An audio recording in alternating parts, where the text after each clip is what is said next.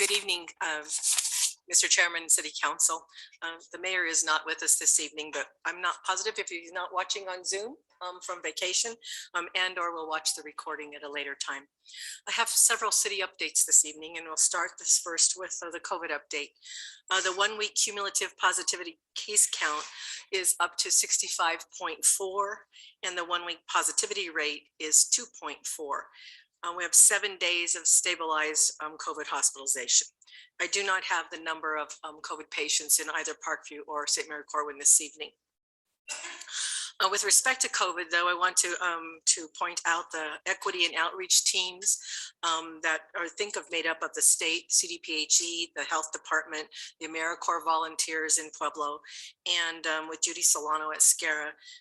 They've done an incredible job in coordinating the COVID vaccination bus, the pop-up clinic bus throughout the city. The $100 Walmart gift card incentives has been successful. In the past couple of weeks, there's been over 1,000 Walmart gift cards that have been distributed at several different sites. The locations can be found on the health department's website, the county's website, and social media pages, as well as the city's Facebook and social media page. The bus was at Pueblo Community College this past Saturday for their Panther Pride Fest, and it was today at the library in Colorado City. The buses are open when the pop-up clinics are open from 1 to 6 p.m. And next week, there's the 4 following opportunities for additional vaccinations by the pop-up clinic, and $100 gift cards will go when the supply goes, I believe. On 8/10, the Lucero Library from 1 to 6, 8/11, the Lamb Library from 1 to 6, 8/12, the Barkman Library from 1 to 6, and 8/13, the Barkman Library from 1 to 6. We met with the AmeriCorps volunteers, and they're doing a great job in working with the pop-up equity and outreach COVID bus clinics. So nice work for them. The health department reported this morning that Pueblo County is now at a 54.8 vaccination rate, which is a total of 79,310 individuals that have been vaccinated, and that is nearly an 1,800 number increase from the last time I reported to you 2 weeks ago. I don't think I shared an update last week. The goal is still at 70% for herd immunity, and all of the COVID data is available at the pueblohealth.org website. The very top of the website, you see a drop-down arrow for COVID-19 data, and so anyone can access that anytime. I have an ARPA update as well to change subjects. The City County Library Summer Reading Challenge shared the following update. The library mailed out 2,027 $100 vouchers or checks for collection at Bank of the San Juans to the individuals that completed their required reading in June. There were checks totaling $202,700, and one half of that will be the city's responsibility. The invoice should come to the finance office by the end of this week. There are 2,637 individuals who are currently registered to complete in July. And of course, this is 18 and under. The library is anticipating those checks to go out in early September. And there are another 3,000, I'm sorry, that was July and August. There are 3,147 young people who are registered to complete in August before they go back to school on August the 16th. They will not cut it off on August the 16th and will go to the end of the month. So they're still hoping to reach their 9,000 goal of 9,000 students having access to the $100 reading challenge. The next update with ARPA is that the leaders of the 7 pillars, the task force leaders, met with the mayor and the internal task force this past Wednesday, and each of them had an opportunity to share what their really their top rank, those projects that were rising to the top of the pile for recommended funding.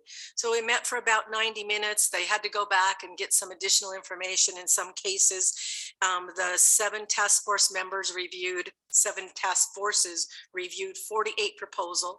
There were 38 submissions of the scoring matrix form for a total of $87.1 million. So they went back to review. They review again tomorrow for a shorter prioritized list to be submitted to the mayor on a Wednesday. The internal task force will meet on Wednesday, August the 11th. And here's a suggested plan moving forward. After the task force meets on the 11th, would like to send to City Council a full packet of the prioritized projects, the scoring matrix sheets, the actual individual project detail that you can get now in SharePoint. You just have to go through each of the pillars and you really don't know which projects have been prioritized. They haven't yet been moved around. It's for you to access just the prioritized ones if you haven't read them all yet. After the 11th, then the mayors would like to suggest that the priority items or the few recommended for a first round of potential review and approval by City Council be invited to the August the 23rd work session for a quick 10-minute presentation by the submitter of the proposal.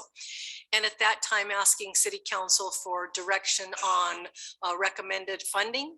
And only upon your direction, then will the submitters work with the law department and Dan to create the resolution and agreement that we would bring back to City Council on the, I think it is September the 12th, the first meeting in the month of September.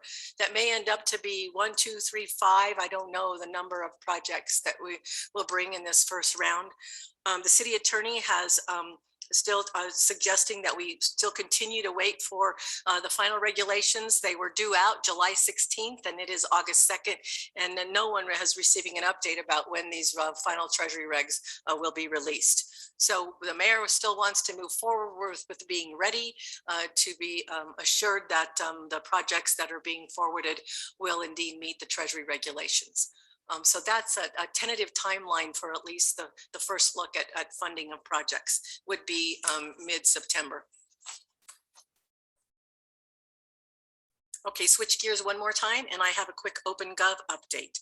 If you recall, the city's IT department had entered into an agreement with OpenGov with respect to the city's permitting and licensing processes. We are on track to go live in the city at September the 1st, and that it would be with our IT department, the planning department, the city clerk's office, public works office, and anything to do with what we control within the city in licensing and permitting. Also, with respect to the collaboration with the county, Lori Pins, the director of IT, has been working collaboratively with the county, regional building, and OpenGov, and we'll be ready to connect or to plan to connect to the portal once the county says it's time to do that work. But in the meantime, we are on track in the city to go live with OpenGov on September the 1st. And switch gears one more time to important subject. The Mount Carmel Veterans Services presented some weeks ago to at a work session to City Council. You would have received their proposal in a packet last week. Tracy and Alyssa say was in your packet, and a follow-up to copy was at your desk, at your space earlier this evening. To refresh, the proposal was presented for a budget of a startup of a veteran services center at $150,000, which was suggested perhaps that that amount could be funded or shared with Pueblo County as well as the city of Pueblo and potential additional funding sources. And in the proposal, it references the El Pomar Foundation. It just does not reference whether that was with respect to a startup funding or for continuation of operation funding. So the mayor has asked that I address you this evening to ask for your direction in support of the Veteran Services Center, 2, at what funding amount or potential funding amount, and 3, at a potential funding source. So the sources right now, without the final ARPA regs, you know, Dan has not done a review at all to see if this was a potential falling under the helping individuals recover from COVID area. And also I wanted to bring to you that if you were considering, you know, funding any amount through council contingencies, that the balance as of today was $70,820. And that does conclude the city's updates this evening, and I'm open for any questions? I have a question real quick before I forget it. So you and I talked on the phone, and this is on the ARPA groups there and presentations to city council. I can't stress enough that this is going to be a train wreck in the sense that there's no regulations. There's council hasn't been briefed one way or the other of how council wants to proceed. You and I had the conversation that we felt that council should have a work session devoted to ARPA so we can get council's ideas and thought process on that. And the only reason that I said, maybe my terminology was too strong on saying it was going to be a train wreck, but you have all these community members working very hard to bring forth suggestions for ARPA. And we have no regulations. We haven't sat down as a council through a work session to see what it is that our priorities may be. And they may, there's a potential that they would conflict with what comes forward. So I'm just throwing this out there, and then anybody else can comment on that. I think council's work session should be before any presentation by the group, so we have a thorough understanding of how much money's involved, what the regulations are, what we might like to see, what the city needs are based on that money that's available, and move forward from there. If that's okay with everybody, that's just my opinion. Yeah, Councilor Schilling. Well, Mark, I like the work session. I agree with Lori. I would not want to be under some time deadline. We're not under some time deadline where the mayor wants to know by this date. Great, because this is real important. As far as the train wreck, you got to start somewhere. And I think these people have gone through all the weeds and everything. And at least they're going to give us a little more focused, a little smaller funnel. And I don't want to try and reinvent the mousetrap that these people have worked so hard on. And again, we're not under a time constraint whatsoever. And full discussion, Mark, I agree 100% because it might take 2, 3, I don't know how many work sessions to figure out what we want to do. So I agree with you, but I'm glad they've done the work they've done because well, none of you were involved with CBG before, but it's terrible. It's a lot of work. So that's all I've got. Thank you. Councilor Flores. Well, there is a deadline, and that's December 31 of 2022. The money has to be spent by then, isn't it? The money has to be encumbered by that date. And it still has another 2 years past that to be spent. So the question is, since we're getting those in increments of 2021, 2022, we don't have a 2021 deadline for the first 18 million, or do we? We do not. We have a required quarterly report. We've received the first tranche. We're in the process of calculating what the loss of revenue might be now that the final audit has been released last week. We have a little bit closer to that, but it is, we can, we're kind of setting this track as we go, as the train is on it. So we can go as slow or as fast. And there is not really the requirement for a resolution in September or in October. There are some projects that will be elevated as a priority because of the timing of what they're proposed to support, such as hunger relief or rent relief or community trash cleanup, those kinds of things while it's still summer. But that we can certainly schedule. Perhaps the August the 23rd is a good evening for the council work session. And then the task force work session is the next step. And then the proposals work session. So it is maybe in a sequential order of how you'd like to capture the information. You know, I understood that, we wanted to get started on this, but I have some of the concerns that Councilor Ayler just mentioned. One of my concerns is that we could have a list of lots of priorities, and at the end of the day, they don't fit the Treasury definitions or what we should be doing that. And then that's going to cause another resetting of the whole thing. And I was hoping that we could do that in concert with, as they're vetting all of these proposals, that they at that time would understand what the rules are And, but I know don't have that luxury. They still haven't come out, as I understand. The final regulations have not been released, but they have been updating. Maybe this is the third update of frequently asked questions, which are, they're guidelines, but they're not final regulations. Right. And each of the task force have been provided with those guidelines again, but still cautiously waiting for final regulations. And when do you think that's going to be? Can you help, Dan? I couldn't guess. We have Neither no of idea. us. We just watch every day. December 31 of 2022, probably. Anyway, the District 60 just went through this with the committee that just resigned, and because they didn't have a clear definition of what their role was, or it wasn't explained. And I would like for all the committees, to be told that they're giving the council their best analysis of everything, but ultimately it's our decision, at the end of the day. And I think we can avoid a lot of the pitfalls that District 60 went through in that board, maybe, or the subcommittee thought that they thought they had more authority, obviously, than they really had. And it was really up to the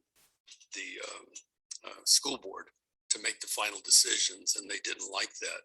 But I hope we don't run into that same thing, because at the end of the day, it's going to be the 7 of us that are going to make the final decision on that list. The mayor's office and the law department and my office have been open to answering any of their questions, and have provided all the information that they are working to review in a community engagement environment, recommendations to the mayor, recommendations to city council. And then we've given them the standardized scoring metric, where all of them are looking at the exact 8 or 9 measures and scoring them in either 0, 2, or 4 points. And the key priority one is, does it meet the regulations? And they were not scoring that one, waiting for an internal score. And then the rest of the matrix criteria have been standardized and then utilized by each of the individual task force members reviewing the project submittals. They've gone back to ask for additional information. They recognized that they could recuse themselves in the event that they submitted them individually. They were not disqualified from participating on the task force, because they were working in a recommendation environment only. We've had conversations about conflict of interest, and said if they're not comfortable to review any of them, do not submit a scoring matrix. So we at least had some standard guideposts with which for them to review. Sure. Thank you. Thank you. Any Councilor Atencio? Well, I agree that we, council, should review, but we shouldn't do anything until we find out the regulations are in place so that we can make the decision. We can't make decisions on just guidelines. So until we get those final regulations, I don't think we can do anything. Because if we make decisions based on the guidelines and then the regulations come down and we're opposed to them or whatever. So I like the idea of having a work session, but not until we get the final regulations, and then that way we can make the decision that has to be made. Councilor Winter? Laura, I just had a question. So these projects from the community that have gotten together, will they be vetted and told if they qualify, if they meet those matrix? Because there's really no reason for us to hear it if it's not even coming close to those. Yeah, these would be projects that had been vetted, that had ranked high using the matrix that they were provided, and then only then prioritized by the group who were reviewing.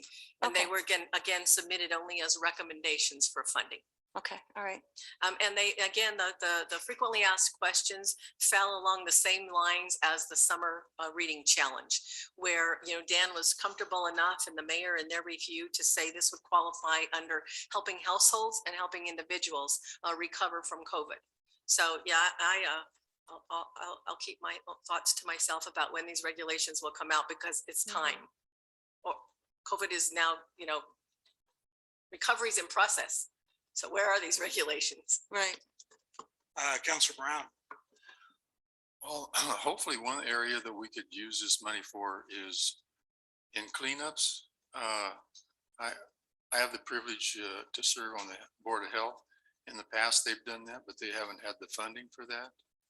So, and I've been contacted by several constituents that would like to know when we're going to have the next cleanup. And so if some of those funds could be, I know in the past we've done some in different areas of town, but I know along Pueblo Boulevard, a gentleman owns a bunch of property there, and people are giving him a lot of stuff he doesn't want.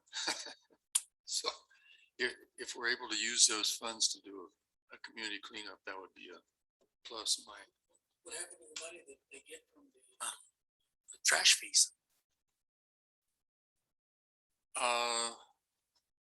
Because there's a fee that's being paid to the health department. I think it's $250,000 a year for cleanups. Well, it's I'll reach, yeah. But that, they haven't had them because they didn't have the funding, so I don't know if that.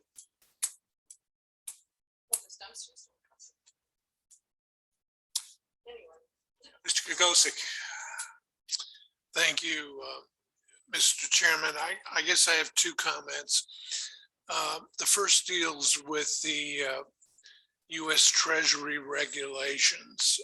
I have read their first draft. Some areas are clear, some areas not as clear. Basically, they say that ARPA money can be spent if it falls within 4 categories. The first one is replacement revenue. And there's some fine tuning going on there in terms of how much money did the city of Pueblo lose in 2020 because of the pandemic. Now, our audit shows that actually we collected more than we anticipated, but the federal formula uses a 4% growth rate, meaning even though we got more money, if the revenue did not increase by 4%, the growth pattern, then we would be entitled to some replacement revenue. And so we're working on that. The regulations somewhat murky on what goes into that calculation. We have asked the U.S. Treasury directly. Laura Solano and Anna Ellis have asked them, okay, can we include retail and medical marijuana licensing fees and taxes in that calculation? Because under federal law, marijuana is still a category 1 drug. Well, they haven't answered our question. I don't know if they ever will, but that's one ambiguity. The second, I'm sorry. So the first category is replacement revenue. That we will work out, and I think the city will get some funds, or we'll be able to use ARPA funds to reimburse the city for lost revenue. Those funds can be used to pay ongoing city expenses and normal day-by-day expenses incurred by the city. You can't take that money and pay debt. You can't take that money and pay your pension obligation. But day-to-day expenses that we've incurred will get reimbursed. So that's category 1. Category 2 is going to be water and sewer projects. They are going to be covered. There's not much ambiguity there. If projects qualify for reimbursement under federal or state law, they will be approved. Category 3 is broadband. Broadband expenses are included. Now, the details of that are not clear, frankly. So they need to work through, well, what does that mean? Can we extend conduit? Yeah, I'm sure that would qualify.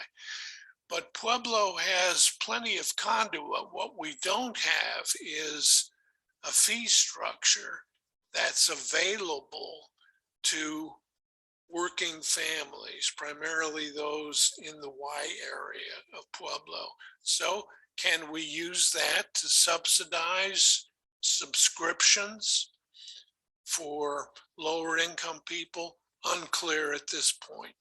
The fourth category is expenses incurred to respond to the COVID crisis. That is the area that is the most ambiguous. I think that our project to donate $500,000 to Pueblo Reads this summer clearly qualifies. And so we've made that step and have approved that. What the mayor wants to do, he really wanted to start at the ground up. And so every suggestion that we've looked at as a committee has come from the public. All of them have. Some of them on their face do not appear to qualify, but we're taking every suggestion seriously. It's being reviewed. So that's my first statement.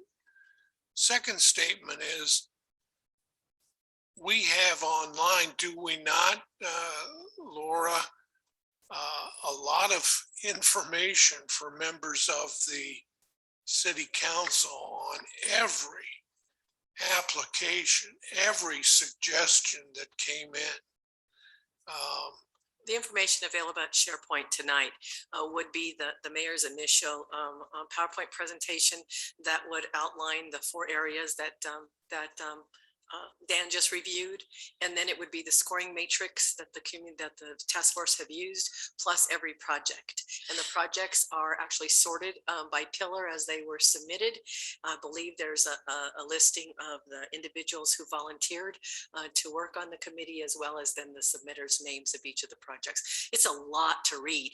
So if you want to wait until the individual task force have made their recommendation, then it narrows the opportunity, narrows the field, but you could read it all right now. We obviously need to have a work session on this. I mean, no matter what, it needs to happen.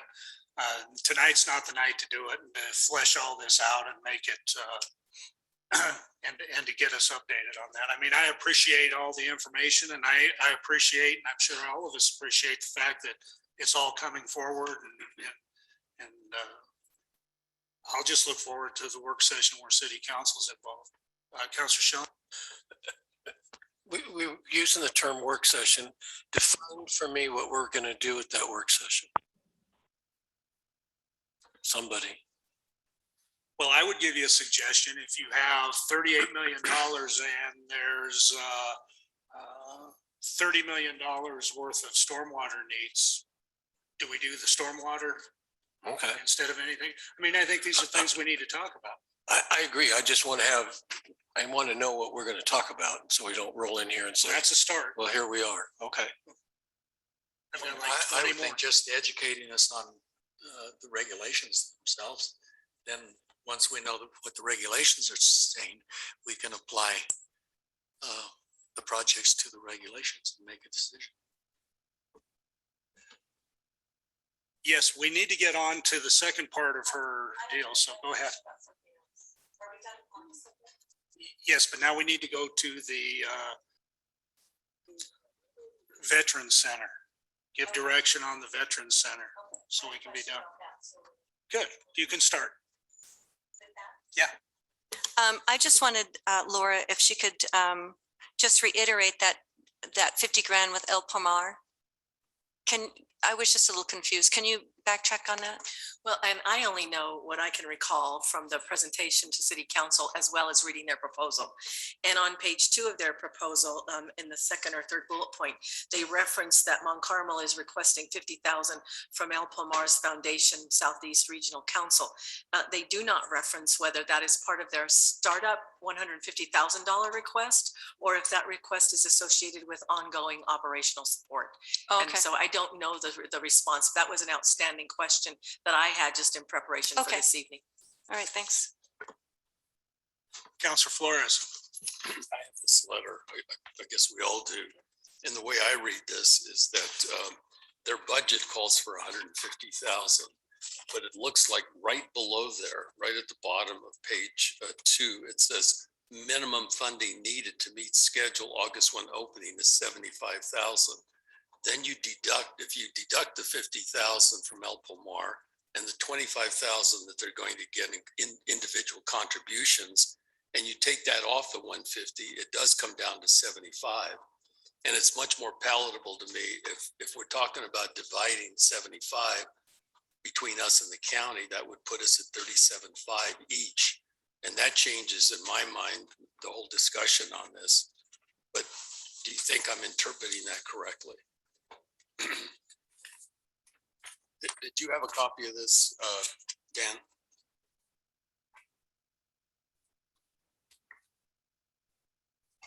Yes, I do. Do you think I interpreted that correctly? Yes, as far as I'm concerned, it's there's a lot of ambiguity about the financing. Right. And then we do have the question mark about whether the county got the same letter or whether they even know about this. It's my understanding the county got the same letter, and then I read the bottom of page 2 Mhm. slightly differently, sir. That the requests for the follow-up contributions are both in support of startup costs and the first year of operating expenses for this expansion. So that's I see that that additional 75,000. It's hard for me to tell, which direction that they are referencing that additional funding stream, nor do have any information on how they've been successful in obtaining either. Just sounds like we need more information before we can even talk about this. And the county has yet to agree to the other half, correct? To my knowledge, it's still in the proposal stage. Okay. And do they have a deadline like we do? I believe they have the same proposal same. that city council has. I wonder if, is CSAC still open?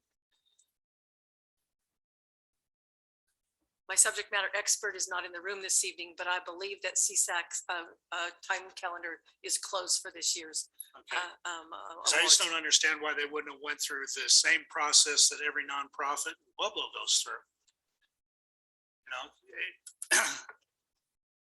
It's just a statement. Counselor Schilling. Ugly question. Where would we get any money from? That was one of Nick's questions. I added the additional question of a funding source. Yes. Thinking that perhaps it is not, this proposal is not unlike a handful that have been submitted in the ARPA request for funding that has not been forwarded in that pathway, however. Can we use federal money for this? That's that's where the ambiguity is. We have had a chronic problem with returning veterans. It's not their fault, but a lot of them come back with mental health issues, with drug abuse issues. They need help. We had that problem before COVID. COVID came, and the feds have to tell us if this sort of thing qualifies for the final category, which is COVID related. It's not clear whether this kind of program, it's definitely needed, it's worthy, but it is not clear whether this is a proper allocation of COVID funds, because they haven't defined what COVID related means. So help me here. We want more information, is that?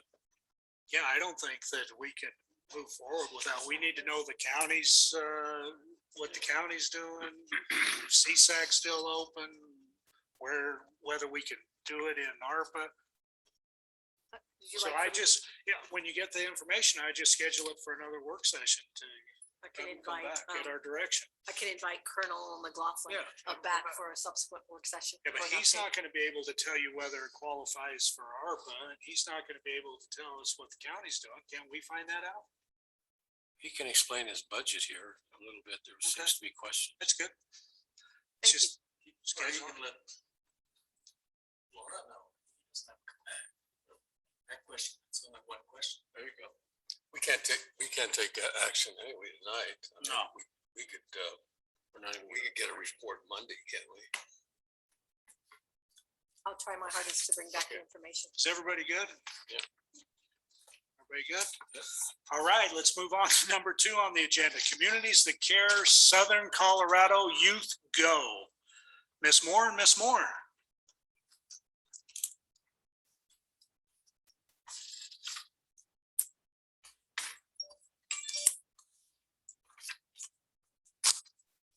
Thank you guys for coming.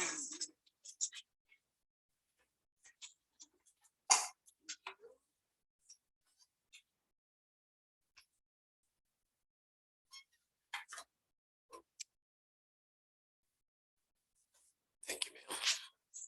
Thank you.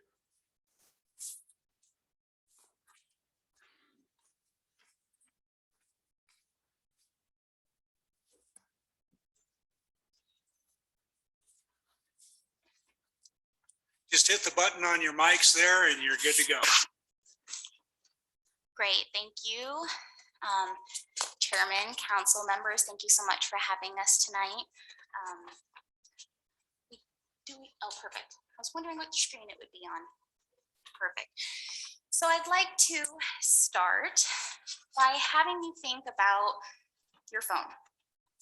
Is there a loyalty rewards program system that you have on your phone that you use all the time? An example of this would be Starbucks, the King Soopers gas rewards. If we all have that, keep that in mind and how it works and how fun it is to get those points and earn those as we move forward talking about SoCo Yogo. So my name is Akemi Moore. I work at the health department. I am the CTC mobilizer and facilitator along with my counterpart, Sarah Martinez. Hi, I'm Kelsey Moore, and I'm the coordinator for the Colorado Youth Detention Continuum. Our program provides support and services for youth that go into detention. And I'm Nikki Hart with Digital Heart Media, and I am the developer of the platform. Perfect. Next slide, please. So we represent CTC, which is Communities That Care. We are an evidence-based framework that originated from State University of Washington that focuses on youth substance use. We do this through several strategies. One of them is increasing youth-friendly, pro-social and healthy opportunities and locations in our community. We have about 45 coalition members that represent 32 agencies here in Pueblo County. This is so we don't duplicate efforts and we share resources to make sure that our strategies are being implemented. I'm one of those collaborating agencies. Today we'll talk about pro-social. We'll start with what pro-social is and ending talking about our platform that we are developing and then really how you can get involved in this effort. Next slide, please. Perfect. Thank you. So pro-social, what we found through the research is pro-social is directly linked to reducing antisocial behaviors, which is substance use, which is juvenile justice. Those things we want to decrease. The way we do that is through pro-social. So healthy pro-social opportunities, they encourage them to exercise, to make good choices. They promote positive youth development, they build skills, and this is part of our community. How do we get kids involved in pro-social? So that is the main, there are two things we identified through CTC. opportunities for pro-social opportunities is one of the two that we identified. So in 2019, this was actually kind of eye-opening for us. We asked youth, where do you want to hang out? And they actually did this on a tablet, and we went around and tried to hit all demographics. So we're not just hitting school kids, we're not hitting certain, neighborhoods, we're hitting all of them. Where do you want to hang out? And where do you hang out? And if you had the opportunity to hang out places, what's preventing you from doing it because you can't? So what we found is there were certain barriers that were preventing kids from accessing some of our pro-social opportunities, for lack of a better word. And if you look in the folder that I handed you, behind the SoCo Yogo flyer, there's the data brief right there. And that is everything that we collected during this youth survey, so you can get it visualized. So what they found is that the top barriers to accessing these pro-social opportunities was safety, was transportation, cost, and then engagement, which is really how it led us to where we are today. So how do we remove those barriers? We want youth to have access to all pro-social opportunities. We want to remove all barriers. And the birth of SoCo Yogo. So the Colorado Youth Go. This is a platform that the initial reason for it is, how do we get our youth to go to these pro-social opportunities, yet be able to afford them, be able to get there, and then be rewarded when they do. So it opens up other pro-social opportunities for them to attend. This is a win-win. This is a win for Pueblo business. This is a win for our youth. This is a win for kids that don't have those opportunities. There are so many youth in our community that say, I've never done that in Pueblo. I've never had that in Pueblo. So we're trying to remove those barriers through SoCo Yogo. This is an online platform. So when she referred to, hey, your Starbucks rewards, this is a platform that they will use to be able to, and I'm going to let Nikki get into the specifics of it, but it's an online platform, very exciting, that they're meeting kids where they're at on their phone, that they're going to be able to do their check-ins, to get their rewards, to really engage in what Pueblo has. Because what we found is there's a lot to do in Pueblo, but do they have access to all of it? Not necessarily. So I think this is the point that I pass over.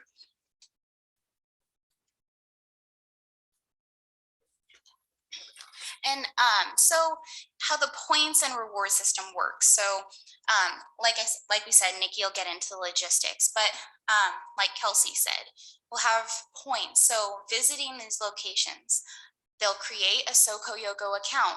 They will go to a location that's positive, that's healthy, that's already in Pueblo County, and they'll scan a QR code. And these will be strategically placed, but they'll just scan it right on their phone. So it's right there, always with them. And they'll get points for just visiting that location. And like any reward system, these points rank up. And these points can be redeemed for rewards. And this is where our local businesses come in and strong partnerships.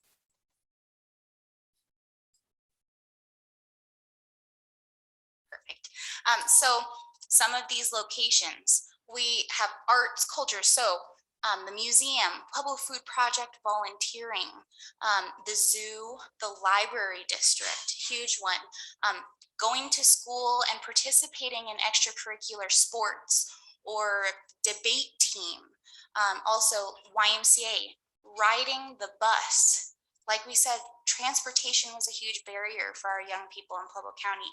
Well, now, because of the collaboration in CTC, they can already ride the bus for free with their school ID. That's already been happening. Now they can ride the bus for free and earn points for doing so. So we're encouraging the ride the bus to these positive locations such as Lake Pueblo, and they'll earn points. Rewards, they can redeem those points for rewards such as taffies, free ice cream cone at Taffy's or a free drink at Taffy's, or maybe save up a little bit of your points and get a free Centennial or Central t-shirt to represent your school. So those are the rewards possible, and many, many more to come, many more locations to come, many more rewards to be offered. But that's just what we have starting, and see expansion very, very soon.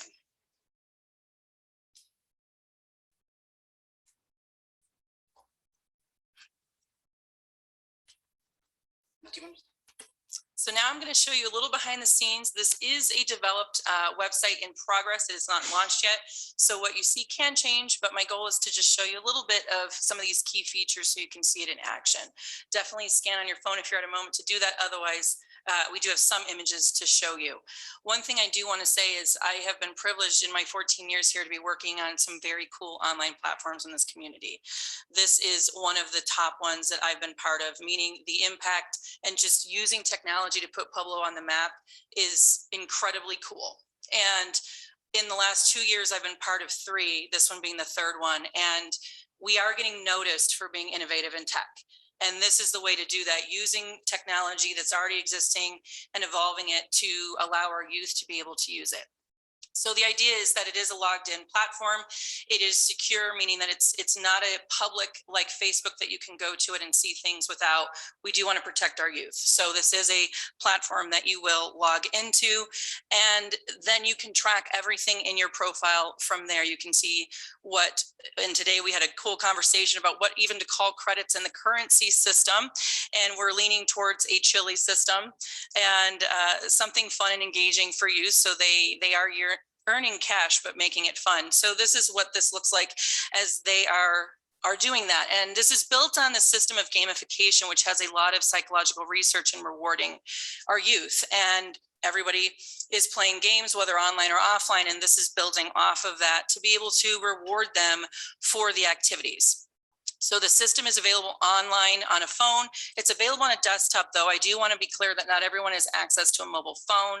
And so this is something that can be accessed at the library on a computer on any device that they do have access to in order to be able to use this and not have a barrier just because somebody doesn't have a phone. It is optimized for that use, as you can see in this menu here. And we have the ability to see members and activity feeds and even groups for our mentors to go off and have discussions with like-minded people that are engaging every day, whether that's an activity at school or a group of people that want to share and get together online and collaborate.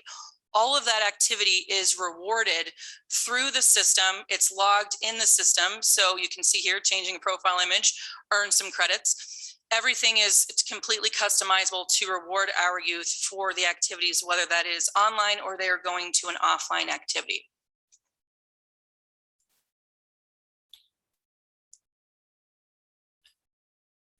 They do have the ability to control their own privacy. This is extremely important. The platform is aged at 13 up. There is a lot of vulnerabilities to anyone under the age of 13. So that's why this platform is geared to our 13 to 17-year-old teenagers. But they do have the ability to say what people see and what people do not see. And this is going to allow us to really gauge the use of the system and really limit any abuse or any messaging that doesn't need to occur between people that you might see in a larger social media platform that has a global audience. This is Pueblo County audience based, so we are able to control this a little bit more through that. The system also has notifications. You can see this is a mentoring example here where our Pueblo Mentoring Collaborative is a strong partner in this, where a meeting is being announced and this becomes an all-in-one location for any activity that you may be doing, any group that you may be part of as a youth in this community. It centralizes that conversation, and those who are not part of that, it's okay, they have other things, but there is a centralized notification system. This is an example of a group page. It's connected to Zoom. We are COVID ready, and potentially anything, not even just COVID, but just the ease of using digital technology and being able to meet people remotely if they can't make it. So the system is automatically integrated with Zoom to allow for that. In addition to that, we do have features that allow people to post and share content, but primarily it's going to be engaging with the system to log that activity and receive those rewards. We will start in the fall and continue to grow from there as we see new opportunities, but just out of the gate, we have so much to expand upon and explore for holiday and seasonal, and just really keeping our youth engaged with activities online and off. Thank you, Nikki. Timeline wise, so CTC had this idea, it's been in fruition for a while. We initially looked at the My Denver card. And this is a physical card that all young people have access to. And it works as their bus pass. It works as their free entry into any museum, art, history. It's their school ID. So it is their all access pass to Denver. So we saw this and we're like, we need to bring this to Pueblo. This is amazing. We brought to our CTC Youth Advisory Board, to the Mayor's Youth Council that have been a huge help in this process. And instantly they said, we are gonna lose that card. That's not gonna work in Pueblo. So their idea was, let's make it a website. We have our phones all the time, that'll work for us. So went from there to the beginning of this year, we secured funding for development with Digital Heart Media, and we started that process. We are right now in the beta testing phase. So with our youth advisors, Mayor's Youth Council, they are in the platform currently, finding all the bugs, finding, this would be better if it were like this. So they are currently testing that right now to give us that youth voice in this platform. From the very beginning, every idea has been from them. We plan starting September for a soft launch. School will be back in session. Everything will be getting back to normal a little bit, and we're going to partner with the Pueblo Mentoring Collaborative with mentors and mentees. They will work with their mentees, and they will be the ones that are starting to use this platform. That'll take some time, figure out if there's any adjustments we need to do, and then after about a month or so, then we will fully launch, open up to all Pueblo County youth. So that will be this fall. So it's a big deal, and for our youth, it's even a bigger deal. So it represents Pueblo very well. Like Nikki said, we are innovators in technology, not just locally, but statewide. This is the first youth-only incentivization website that's being developed. So this definitely is putting Pueblo's name out there, as well as, this is by youth from the beginning for youth. It really is giving that importance of, we value the community's youth, our next generation, and we are putting money behind them to make healthy, positive choices, as well as strong backbone. The support from City Council, from the county, it's really representing how important our youth are to us, as well as it aligns with Choose Pueblo and the initiatives that are happening in Pueblo currently. So help us champion this SoCoYoGo. You can help by supporting us, promoting the platform to our youth, to the community, as well as keeping us in mind. We will be back once it launches, once we've been implementing it for a little bit, we'll be back. And we would like this to keep us in mind for sustainable funding. We want SoCoYoGo to be around for a very long time for our youth. There's so many expansions, so many things that could happen with this platform. So we will be returning, but keep us in mind as well, and as we promote this and as we launch this fall. Do you have any questions for us? Thank you very much for your report. Questions, comments? Councilor Schilling? When you launch it, I would imagine you'd want it on the city's website at some point in time. That would be fantastic. Yes. Okay. Councilor Atencio.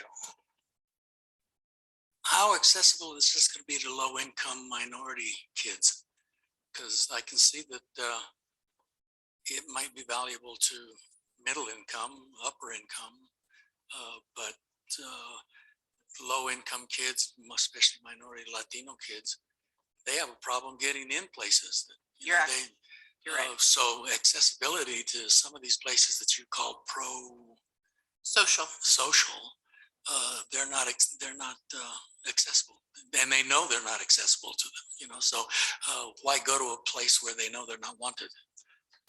Well, I think there's two different questions. Are, you know, if they're not wanted, that's a different conversation we probably have to have with Pueblo Youth Development, the PYD model. But having the access to them is something we can help with. And that's what we found through that mapping, was that funding and transportation was a huge barrier for our minority youth, for the no transportation for them to access that. That's what we're trying. This was created for that. Literally, we are trying to eliminate those barriers. The youth that CYDC supports, this is what we're trying to prevent. We're trying to get them access to these pro-socials, to remove those barriers, and we're hoping we can do this. They have phones. They do have phones. So this is all free. Everything on this will be free to them. As long as they attend, if we can get them to school, we're hoping it will help with truancy. That's part of my program also. So we're hoping it'll help with truancy. If we can get them to school, they earn points just for showing up. So all we need is for them to show up, to access the website, to log on, they're going to get points. Then it'll open doors for them. Going on the bus, which is free. That was a community collaboration that paid for bus fares for all youth for the rest of this school year. And we're going to keep that. We're going to sustain that. So the transportation is free. So as long as they show up, they're going to earn rewards, and they're going to have open doors to the things they can afford, because that's what we're promoting. So we're really hoping this is going to do that. That's the whole purpose of it. So it's not, and I hope that's where it lands. That's really where it started. So I hear your concern, and I'm right there with you. Yeah, I still have a problem with a lot of the organizations in town not being accepting to low-income minority kids. I mean, I could go on, I could give you a list arm's length long, and these kids don't go to those places because they know they're not wanted. How do we change that? You know, Well, CTC is working on that. They're working really hard with our community agencies and our community partners so that we can build that model to be youth friendly. That's really important. But we also, I mean, there are places for our youth to go that they are accepted and they are wanted, and then we also need to promote those. Did you know we have so much going on in Pueblo that a lot of our youth have no idea about? Because I think I agree with you. They don't think it's open to them. They don't think they're welcome there. No. But if you open the door and say, come in and check it out, you are welcome. So I think it's about that door opening, and hopefully this platform will open that door. That's what we're hoping. It's a step in the right, it's a step in the right direction. I'm skeptical because I get I it. know that most of the I'm going to say most of the organizations in town, pro-social organizations in town, are not accepting to low-income youth. I mean, the art center, the ice rink, the zoo, the river walk, you name it, it's out there. And those middle and upper middle income people that are walking around these places, you see a kid walking in the door and they look down their noses at them. And the first time they do that, the kid turns around, walks out, and never comes back. And that pro-social thing for everybody else is okay, but it's not for them. And they know that. So they end up antisocial.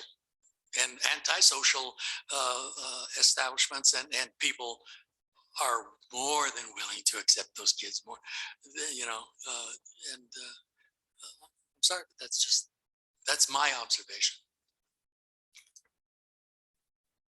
Go ahead. Thank you. And I would advocate for our community coalition, City Parks and Rec, County Parks and Rec, the Riverwalk. They are all very strong partners in our coalition and have been backing and part of this committee for SoCo from the very beginning. This platform is that spark that we need to change the mindset of Pueblo County. We need to change the mindset to this is our next generation and we need to support them any way possible. So this platform, to go what you're talking about, this platform is sparking that mind change. It's going to transition Pueblo County to really focusing on being youth friendly. Will. Well, I'm a lot more positive than Councilor Atencio. I just wrote down a few things. I think this is very forward thinking, almost trailblazing in a sense. And in reality, this program and this platform is something that can knock down barriers rather than create barriers and make it harder for our youth to participate in our community. This actually makes it much easier. I don't disagree with Councilor Atencio. I'm sure there's businesses and places that don't want a bunch of kids in there or whatever their reason is. But I caution them, if they're funded by the city when it comes to the zoo and places like that, they better change their attitude. Because I think if we heard about that and that was a systemic problem that needed to be addressed, I don't think we would stand for it for 1 second. I would hope not. But yeah, I can't imagine that we wouldn't want to be your partner in this moving forward. And I hope that you do bring back to us the opportunity to do that, because this sounds like a fantastic program that has a lot of potential. Don't get me wrong, I'm with you all the way. We're hearing you. We're hearing you. But I see reality. The pushback out there. is really powerful too. I mean, because all you got to do is walk into these places and see how many little brown faces there are in that room, and there aren't many. And it is systemic. I'm sorry, but it is everywhere we go. All these pro-social places. That's just the way it is. Hopefully we can overcome that. Councilor Winter? Yeah, I agree with this program completely, but I think what you're looking for is kind of a cultural shift to begin that cultural shift, because I think a lot of what Larry is mentioning is coming from the home. These children are being told something different, at least when yeah, exactly. So it's a way to kind of start that cultural shift. I mean, it's the same thing in the schools. Pueblo's generational. Parents didn't get anything out of going to high school. Why? They know their kids aren't getting anything going to high school. So quit and get a job, buy yourself a car. At least you get a car out of it. Of course, the parents are teaching their children, Right, but they have a point that they're coming from. They didn't Right, get exactly. anything out of the system. I get it. They know their kids aren't going to get anything out of the system. So why torture? Nobody wants their kid to get hurt. You know what I mean? I'm not going to send my kid to a place where I know they're going to be discriminated against. And I'm not going to encourage them to go there. But I that's have to just tell the way you, it if they is. have a caring adult they can go with, they will go. Mhm. So mentoring is a piece Oh, of this. The Pueblo I Mentoring agree. Collaborative is a I piece of agree. this. Yeah. And if they have the doors open for them, they will go. They will. Open the doors, please. We will. Yeah. I And think we'll this have kind of data, we'll I have think- data to be able to show you movement on that needle. Yeah, I think it empowers them in a way, completely to kind of take another step out of that mindset. Yeah, I completely agree. And, if maybe they're not getting it at home, well, they are going to get Sokoyogo everywhere else. So. Councilor McCauley? I think this is really exciting. I think you're going to find a lot of engagement, that it's an app. Kids love TikTok and Instagram, and that's just kind of where we're going. I had a question though, as far as transportation. What are your efforts with that and making it more accessible? Such as, you talked about public transportation and it being free to the students, but it's not available on Sundays. And later in the evenings, you talked about them being involved in extracurricular activities at school. I don't think the bus runs after those extracurricular activities, practices, and things like that. So have you had any of those discussions or that dialogue? That's something that I really wish that we can do, is have a broader transportation access Definitely. And we have transportation at every meeting for Sokoyogo in addition to CTC. And they completely 100% agree with you. They want to expand their services. We're consistently working on making the transit system more youth friendly, more accessible. So that is continuously an ongoing conversation. So it most I think you can definitely- be part of that solution too. Just saying. For sure, for sure. I'd like to, not only for our youth, but I think our college community here to engage them into Pueblo. So definitely. Councilor Flores? Yeah, I think this idea is fantastic. You know, the idea of keeping children busy, you know, has been around for 100 years. But bringing in technology to kind of solve this problem right now is just amazing. And I really laud all of you for doing this. It has a lot of potential. I'm probably one of those kids that Larry's talking about when I was growing up. The one thing you didn't spend a whole lot of time on was the opportunity of a job and volunteering. And I think back in my high school days, I got a job and I literally think it changed my whole life because I just got out of my shell and was involved in a job in which I was socializing with people all the time. How is that going to work? If a child says, I really would like a job, you've mentioned it as other opportunities. What actually is the process that you'll be using for that? It's a great question. So for this platform, we really are trying to reach them a little early on, so upstream. So this is 13 to 18 youth only. There's going to be plenty of opportunities for volunteer work. So far, we have the Pueblo Food Project for their farmers markets, but we're expanding the volunteer work as well. And I see this as an expansion of services to help find when they start transitioning, getting older, to find jobs. I think that's a great addition to this platform. This platform can be used for so many different things, as mentoring, having Zoom calls, meeting with your bike club to go biking. There's so many features of this platform that could be, so one of them could be help me find a job in Pueblo County. And I don't know how familiar you are with the Pueblo Mentoring Collaborative. That probably is for another meeting, but that is a big focus. That's free to youth, anyone from the community can refer to that and they can get a mentor. One of the focuses of a lot of that mentor partnerships is employment. So those mentors help them fill out applications, build resumes, go to places for that transportation and get those jobs. So that's a big piece of this. And they do earn rewards for being part of the Pueblo Mentoring Collaborative and having a mentor. Again, free. Do they get rewards for volunteering their time? Yes. Too? Because I think they need to know too that it's not just volunteering, but they're getting experience, which I think is the most valuable part of volunteering. Absolutely. Thank you. Councilor Brown?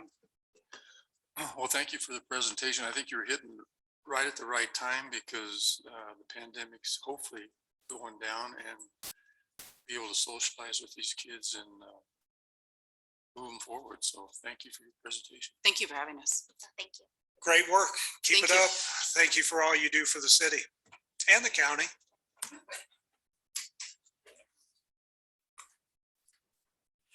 We'll go on to the next on the agenda. Number 3, the Human Relations Commission Stakeholders 2021. We have Jean Flynn Ray, Aaron Lucero, Jesse Sena, Cody Rasmussen, and Don Tripp Sena. Is everybody here? No. Jean, are you going to take the lead? It's great to see you. Start when you're ready.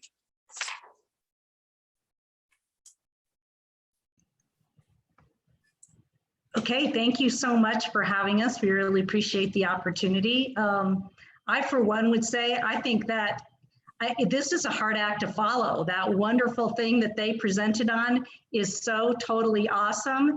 And we got to figure out how we can partner with those folks and support them, because that is right up our alleyway to be involved with marginalized groups in the community, and certainly youth, and especially those youth of color are certainly marginalized groups from this community. So I'll be reaching out to communities that care and that collaborative, the Yoko Soko, whatever it was great. I think it's fantastic.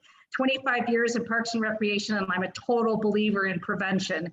Something we can't measure, but we know works. So I'm all about that. So anyway, the stakeholders gathering 2021 was on behavioral health and law enforcement. And so we hope that you've received our report and had a chance to take a look at that. But I just wanted to do a quick overview and then answer any questions that you might have. So I'll take the next slide.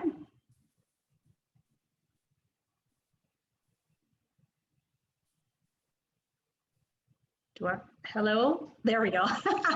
So although I was not around in 2006, the first stakeholders gathering did take place in 2006, and actually none of us that are currently on the commission, with the exception of Councillor Brown, were on the commission in 2006. But the purpose of that original gathering was to improve communication and relations between law enforcement and the public.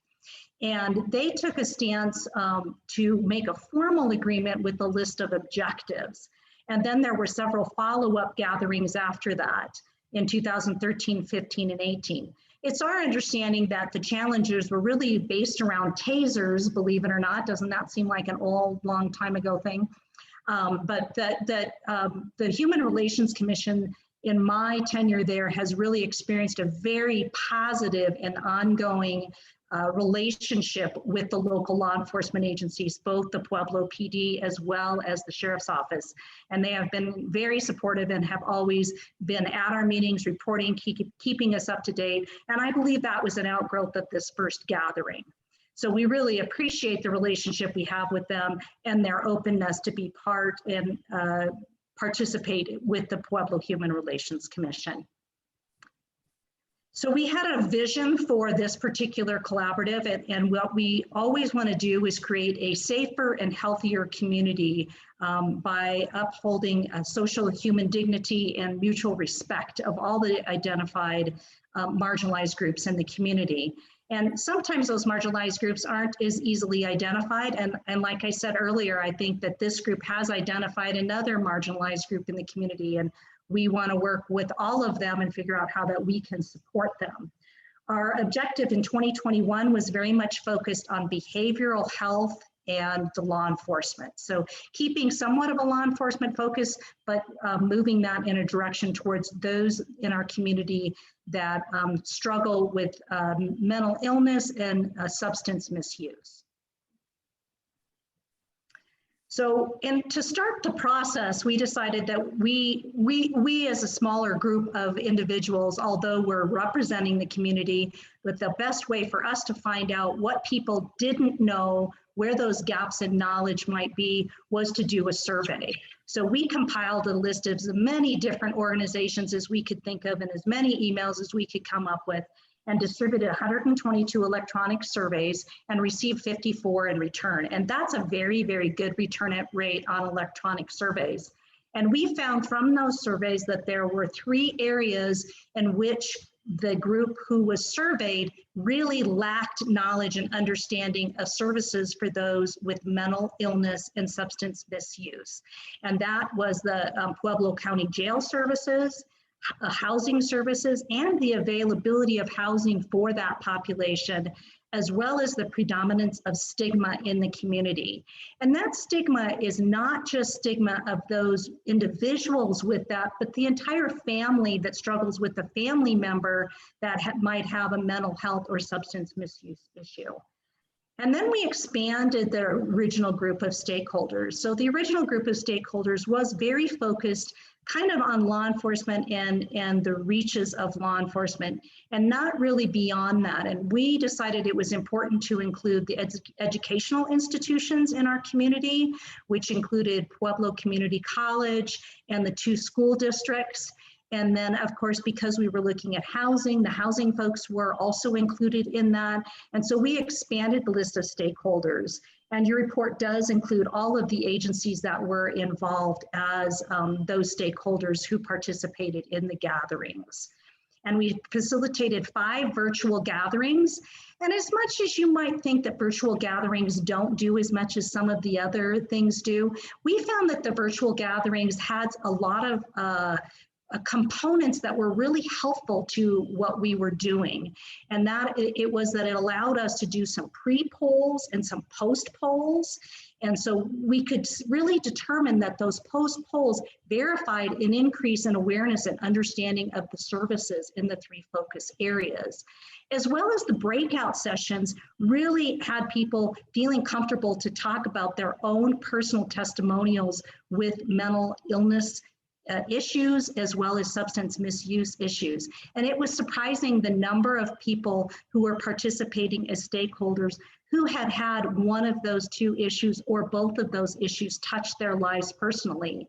And it was meaningful in those smaller groups for people to be able to share that and how critical that was to their understanding of what was happening in our community and how they felt about law enforcement as that related to those issues. And then they all committed to the NAMI stigma-free pledge. And that was to use respectful language to talk about mental health conditions and to challenge the misconceptions when they see them or hear them. And Councilor Atencio, you talked about, you know, how that feels when you come into some place and you are a face of color and you're not wanted there. And that's what stigma is. And someone who talks to themselves or someone who just doesn't look like everybody else or doesn't look like the right customer or the right person to be there does experience that. And the families talked about how they might be in some place and be welcome somewhere, and then there was a trigger in their family member that caused them to act out, and how then they were no longer welcome in that place and how difficult that was.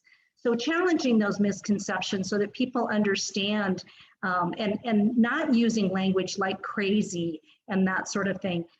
And see the person and not the condition, and understanding what it's like to be a person who struggles with these issues, as well as to be a family member of somebody who has a family member who struggles, and to offer support for someone that's in trouble. And so trying to expand on that in our community.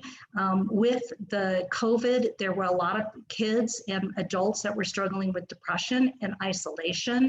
The elderly population, you know, really had to stay at home, and those things are really difficult. So figuring out how we can support that community better, all of those people, pre-COVID, post-COVID, as well as ongoing in our community, so that people who know where to go when they are having trouble, and that we all know to reach out to them and support them.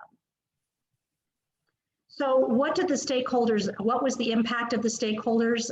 Like to think of it as a puddle, a drop in a puddle, or a stone thrown in a lake, and that the education awareness for each of the focus areas, we can show through the pre and post polls that happened. It provided an opportunity for more dialogue, for different agencies to come together and understand things and provide them the opportunity to talk more about how to solve challenges in the community. We built new relationships. The Pueblo Human Relations Commission, through the stakeholders, was able to garner a couple new members who I believe that you will be appointing next week. We hope you will approve them next week, but through the stakeholders, we were able to reach out to some people and gain new members on the commission. So that was meaningful to us, but I believe that it was also networking across all of the different stakeholders. And what I know, I'm able to share. So what I've learned, what I better understand, I am able to share. And I personally, for one, did not have any idea of the wealth and depth of services that were offered at the Pueblo County Jail.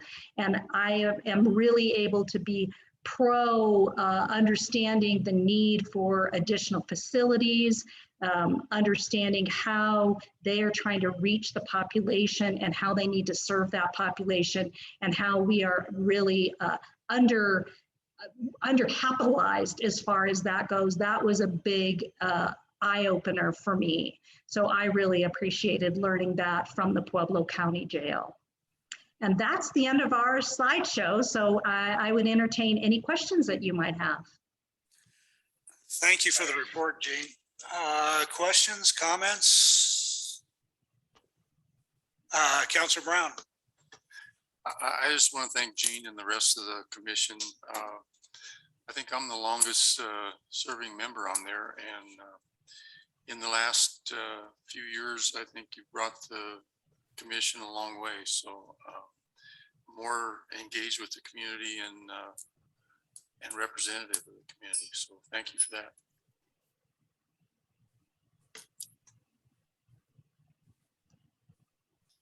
Everybody good?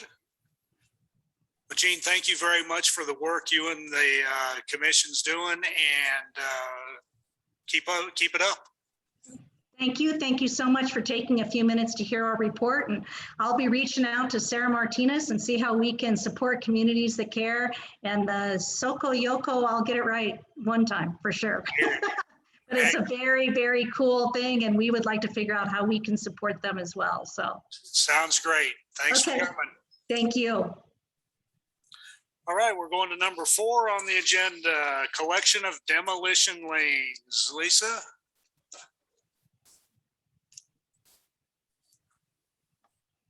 It's great to see you tonight.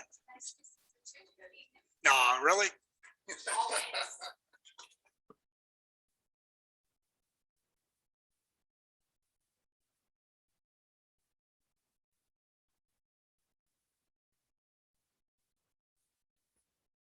We have new equipment since I've been here last.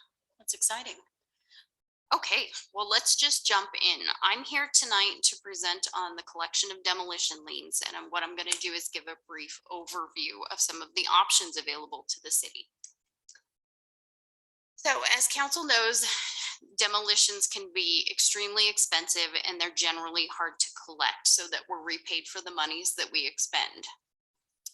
This evening, we're going to cover the procedure, what options exist for the city to recover those funds, and can we get out ahead of the problem by potentially putting what is essentially a hold on insurance proceeds that the homeowner may have. So the first part is the demolition process. Now, if you recognize this chart, you should. This was prepared by my colleague, Andrew Hayes, the Director of Public Works, when he presented to you a couple months ago. This evening, we're going to focus on that process that is to the right of the dotted vertical line. So how do we determine the final cost of a demolition? Well, while the demolition is occurring, the Director of Public Works keeps an itemized account of all of the expenses that are incurred during the process.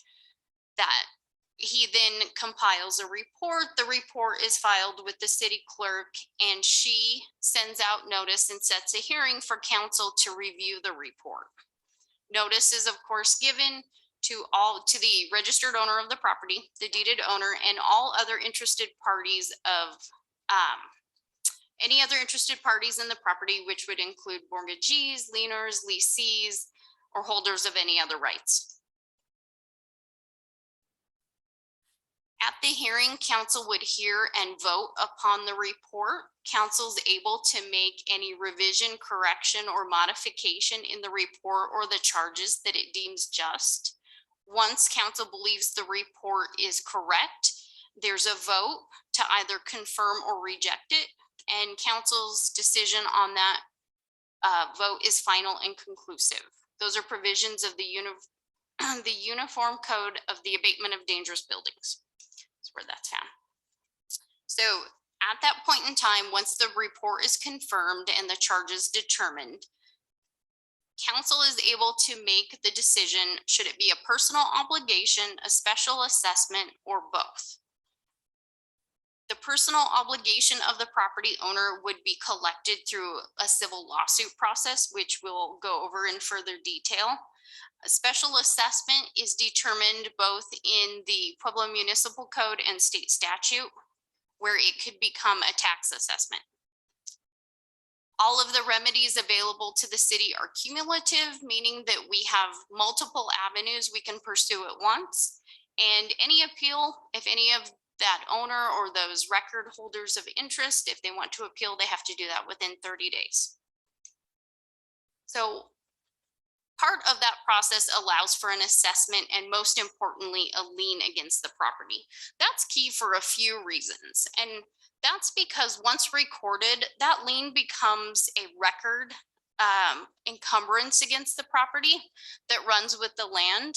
And that provides notice to all third parties of the debt that the city is owed and secures our interest, which makes it a lot easier for us to collect. And there I've included the provision from the Uniform Code talking about how our lien becomes a perpetual lien against the property that it's a super priority lien. So it has priority to everything except for general tax liens.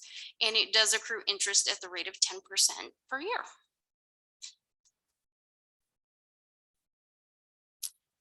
We're now at the point where we've got the property demolished, the ordinance approving that assessment approved by council, and a perfected lien recorded. So what's next? Now we have to look at going and getting our money back. So we've got 4 options to do that: payments directly to the finance department, adding it to the tax roll, civil suit and judgment, and foreclosure on the lien. And we'll cover those each in the following slides. So finance is collection of the assessment. The first avenue to collect the money is, of course, just to have the finance director collect those monies, send out a bill and see if someone will pay it. Code provides that that is possible within 30 days after the assessing ordinance is passed without demand. It can be paid in installments, and it's subject to the same penalties, procedure, and sale in case of delinquency as special assessments for local improvements. That generally allows the director of finance to give an assessment roll to the county treasurer for collection. The county treasurer is able to collect it for us within 5 annual installments. At any time there's a deficiency or an installment isn't paid, then we look at adding it to the actual tax bill. And that brings us to the next option, which is addition of the assessment to the tax roll. This actually adds the remaining amount of the assessment, that debt that's owed, to the tax bill for the next tax year.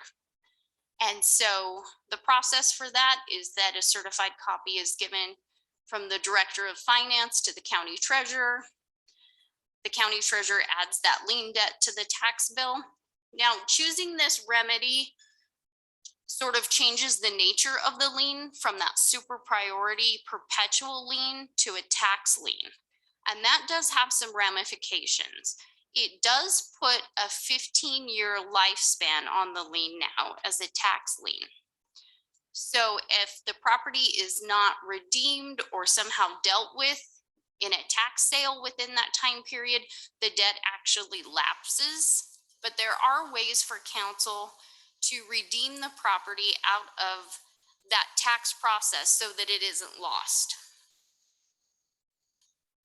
Moving on to the next one, a civil suit and judgment. This is just a general civil suit for collection of debt, whatever the costs were for the demolition. Our code is rather expansive. It allows us to collect it from a variety of parties and includes special provisions for collection against the directors or members of corporate entities, which is helpful because a lot of properties are held that way, especially if they're rentals. The last option is a judicial foreclosure. You may be asking why a judicial foreclosure and not one performed by the public trustee. It's because we're foreclosing on a lien. We have no power of sale clause in a deed of trust. So there's no remedy for us to go through the public trustee. We have to go through a court. Judicial foreclosures proceed very similarly to civil lawsuits. You file a complaint in district court, there's a pleading schedule, eventually the judgment enters, and then there's an order for sale by the sheriff. The process does take at least 8 months because state law says for non-agricultural land, that sale date from the sheriff may not be held prior to 215 days from the commencement of the action. So once sold, this is what happens to the proceeds of the sale. First, all fees, costs, and expenses are paid. Second, There's repayment for advances for taxes, insurance, etc. Then third, to start paying the lienors in order. So what are some of the caveats of a foreclosure sale? Well, at a foreclosure sale, the property goes to the highest bidder. So there's no guarantee that the city would get the property at the foreclosure sale if that was the ultimate goal of council. But we would get paid if someone purchased the property at the foreclosure sale. There is a short period of redemption. Different lienors and of course the record owner has a statutory right to redeem, and there are timelines associated. They are relatively short. And so after the foreclosure is complete, if the city becomes the new owner, we have two options. We can keep the property for city use and redevelop it, or we can appraise the property, RFP it, and sell it to the highest bidder and recover some of the monies expended that way.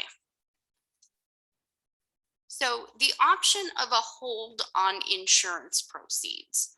There is a concept being used by other states where they have enacted legislation where an insurance company either holds part of the proceeds from the insurance claim for the municipality and doesn't pay them until they've learned that the property has been cleaned, or they pay some of those proceeds to the city treasurer or finance department to be held in escrow until the property is cleaned.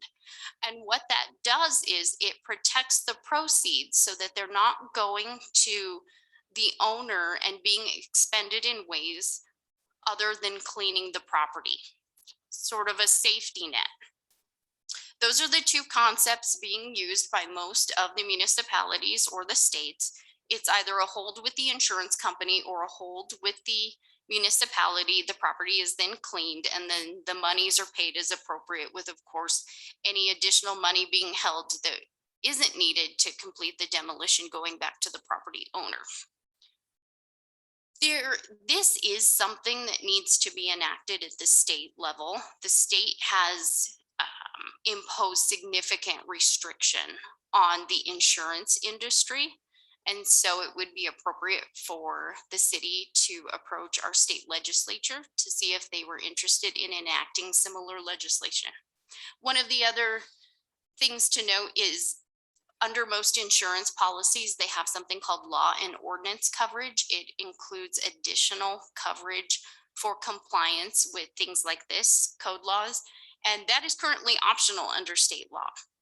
But should a similar statute be enacted, it may be something that there would be an interest in making, I think, mandatory. So my legal authority for my presentation tonight is, of course, our local code of ordinances, the Uniform Code for the Abatement of Dangerous Buildings, and our state law for foreclosures and civil suits for the collection of debt. And I'm happy to answer any questions for you. Thank you. Sure. Questions, comments? Councilor Schilling? Which one makes the most sense for the city to make sure we get paid? The foreclosure? Foreclosure is likely the fastest and gives us the most options. The problem with the assessment to the tax roll process is at times it can be very burdensome, and it takes 3 years before the city could get a tax deed. And so foreclosure, even though that 8 months at a minimum seems like a long period of time, it's likely a lot less than the other avenues. Civil suits, I think the city's general chance of them being successful is difficult. It's difficult to collect money out of a civil suit. Civil suits cost more money than the foreclosure, right? I think it would be comparable. Okay, thank you. Sure. Councilor Brown? I guess, what percentage of these houses are insured? If they're going under foreclosure, I wouldn't think they'd be insured, but that's. Well, foreclosure is the remedy for us to foreclose on the lien and take ownership of the property. It's difficult to say. Generally, properties are insured if they're mortgaged because it's required by the lender, and the lender will pay for the policy even if it's in the foreclosure process. Counselor Winter. So the idea here is whenever there's a total loss, once the insurance company pays the owner, which their policy includes, the insurance company is done with them. So this would prevent a lot of people from, I guess, just collecting that money and running away.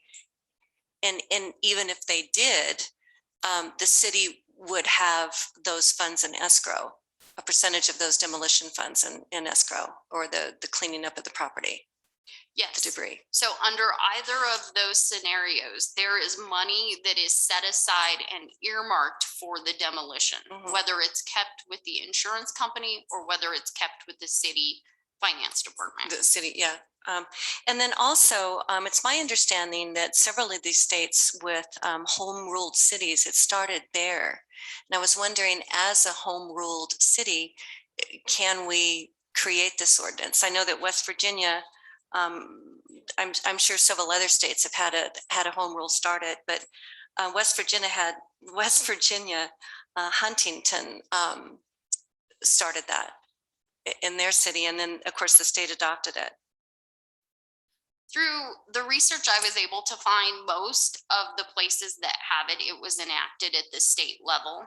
And the reason for that is because we would be controlling the insurance industry, and that is generally handled at the state level. Because you're affecting the contract between the insurance company and the homeowner, and also how those proceeds are paid. The recommended approach would be to have it address it at a state level. It certainly would be the safest way for the city to proceed. And if not, it's probably something where you would want to approach a court and ask for a declaratory judgment to determine the issue of preemption. And certainly if this is something that council wants to pursue, that's something we could address in an executive session in the future. Okay. I do have one more thing. I don't think it really has much to do with what we're talking about tonight, but there's a few people in the city that pay taxes on abandoned properties. And normally you can claim that property after 3 years and file for a deed, but they don't do this. They just keep paying the taxes, because that way they're not responsible for any kind of code enforcement issue such as weeds and that kind of thing. So I don't know, is there any way we can get with the county and kind of force that issue to say, look, you've been paying these taxes for 15 years, it's time to file for a deed? I don't think we can force the tax sale certificate purchaser to finally get a treasurer's deed, but the city, if it has liens on the property, then has those separate rights, whether it's weed and trash liens or demolition liens. We have many of the same avenues available to us where we could start a foreclosure proceeding on even our weed and trash liens. Good. Have we done that at all? We have not. And the city also gets notice when someone files for a treasurer's deed and it has liens. We have liens outstanding on the property, and so we have debt owed to us, whether we want to enter that proceeding and protect our rights. So that's another avenue, but that doesn't address your question of someone who's just doing nothing. Right. These liens you're talking about, the trash liens or debris liens, those are still priority liens. So it seems that we could take some steps in that direction, which would solve just what I was talking about, really. Sure. Yeah. You could initiate a foreclosure action, and then they're going to have to decide what they'll do. Okay. Now, the tax sale certificate liens, of course, are tax liens. So they've got priority above the city's liens. Okay. Yeah. I guess. Right. Okay. Thanks. Sure. Councilor Atencio. I think my next question or my next steps is, how do we set policy as to what we're going to do with these properties? It's fine to get all the information as to what things are, but where do we get to the point where we set this is the policy we are going to follow, whether it's foreclosure or whatever it is we're going to do? Who sets the policy? I mean, because we need a set program by which we're going to deal with these properties. Because right now we don't have a policy. We just have all the ordinances and all the regulations and all the laws. And we need, well, the teeth are there. We just need, how are we going to handle this? And we need to codify it by saying, this is the policy we have towards a piece of property. And this is what we're going to do. And this is how we're going to do it. Sure. Well, the law department is certainly happy to take direction from council through the mayor's office and put whatever's necessary into place for you. And I think that's what we need to do, because I think that's our next step. We've gotten the information. The information is valid. Everything in there is I think we have the teeth. I think we have we just need a policy by which these are the steps we're going to take when a piece of property goes into violation or whatever. Councilor Flores? Yeah, I was just thinking, that it appears that you can't have one set policy because every situation is different. You may not have a lien holder in a certain situation. You may not have insurance, and you have a lot of abandoned houses that they're, they've been abandoned. So that doesn't foretell that there would be any insurance, or they probably have other liens on it. So I don't know. It seems to me like you need flexibility to deal with a variety of things. And I guess my question had to do with a property that's abandoned, and the demolition is so expensive that at a certain point, the owner, you never hear from him again. I mean, because he knows that he's got a lien of 60, 75,000 for the demolition of the house. There's no insurance. And is there a faster way of acquiring that property when somebody, you know that they're not going to come forward and reimburse us for the demolition, and we're better off selling the land? Is there a quicker way of doing that? I think you make an excellent point about these things needing to be evaluated on a case-by-case basis, because that is true. I think in large part, the mechanism is dependent upon the goal. And so is the goal for the city to own the property or just to be repaid, or what is it? There is always the option of approaching the landowner and asking them to execute a deed of the property to the city. And so taking it off their hands that way, it certainly would expedite the city becoming the record owner of the property. And then council could move forward from there. Thank you. Mhm. It's been my understanding that we have all of these rules and ordinances and things on the books, but we just haven't had the political will to do what's necessary to move forward on many of these properties, just like we're talking about on the deeds, and not moving forward, not trying to create some urgency to get that done. So, maybe it's just the sense that, we have an inventory of all those properties. The bottom line is, the only way we're going to clean Pueblo up is to clean up all those trashy properties. And they're never going to clean them up. So the city's at some point going to have to say, if we're going to move forward with a beautification process or whatever, we're going to have to bite the bullet and make something happen when it comes to these properties. Sounds to me like all the rules are in the books. We just need to enforce them. And if we're not willing to enforce them, then we can have these meetings and talk about, which way we want to go.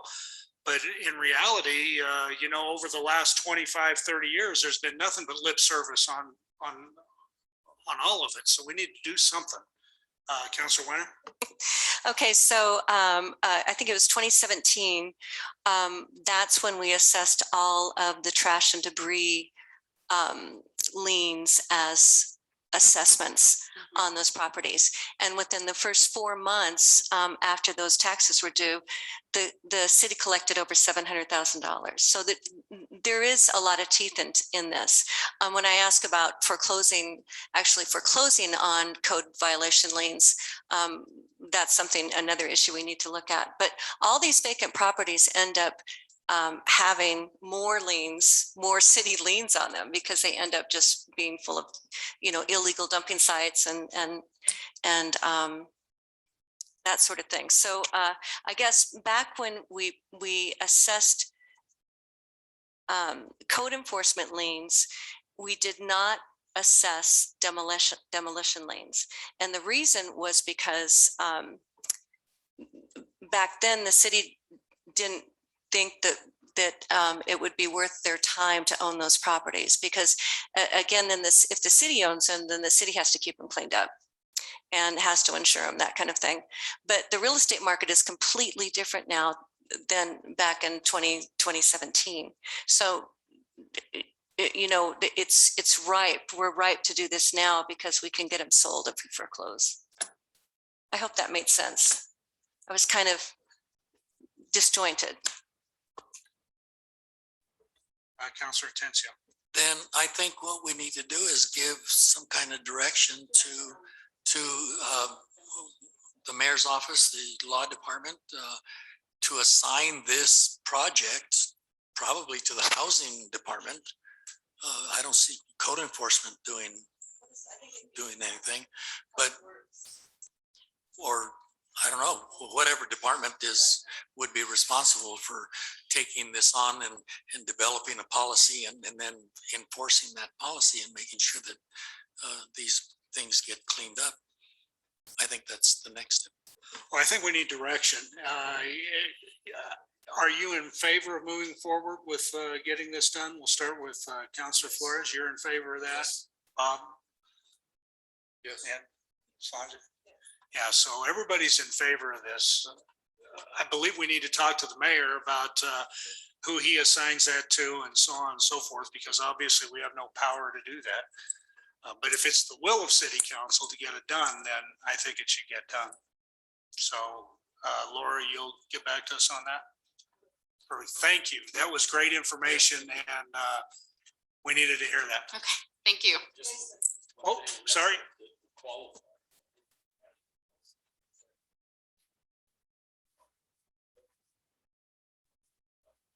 I don't think it's ever on the table, but where it makes sense to clean up the property, demolish it, and the owner can agree to give it back to the city. So we need to have that option. Absolutely. Absolutely. I think it's important for us to have direction in terms, does the city want to own the property or does the city just want to be repaid? Because of course, even at a foreclosure sale, we might get repaid or we might end up owning it, and it depends on who's bidding, who's there at that sheriff's sale bidding, right, and what their goals are. So it is important direction to have. I think that in that case, then the department that it gets given to has to make that decision as to whether do we want to redevelop that property, do we want to sell it, what do we want to do with that property? So I don't know that that's our purview, but somewhere in the policy that has to be determined. Okay. The policy is flexible to go. Yeah. What makes the best sense for the city, citizens, and also our priority. One final note, I would suggest that President Atencio and Councilor Winter get together and reach out to our legislators on that insurance side of it. I think that's an important first step to maybe get that legislation enacted. Yeah, maybe we can get together and you could inform us as to what exactly we would be asking. Sure. I'd be happy to do that. Can I ask one, make a comment? Anybody else? Councilor Schilling. Thank you. You know, on the lot and the real estate market's real hot is true. But we need to be real careful about owning dirt. It's probably only worth $3,000 to $5,000 and we're gonna spend $80,000 to tear it down. And now we gotta go and sell it. So I think I really like the option of asking them if they just deed it over to us. But let's be real careful about owning property. We don't have a great track record in the real estate business. So I think we should be real careful. Thank you. Sure. Thank you. Councilor Winter. I was just going to say, it's my understanding that at tax sales, especially if that lien is much higher than the value of the property, mostly tax sales end up back at the mortgage company or whoever has that lien. So it's probably unlikely that that's going to get sold at a tax sale. We'll probably end up owning it. I think so. Yeah. If it's added to the tax roll and it's a significant amount, it likely will, no one's ever going to buy that tax sale certificate and it's just going to sit there. Okay, anything else? All right, thank you. All right. Have a Thanks. good evening. See you too. Go on to number 5 on the agenda, which is code amendments for e-bikes and e-scooters. Eva. It's great to see you. Thanks for coming. Mr. Hobson, are you part of this? Or you just support? All right.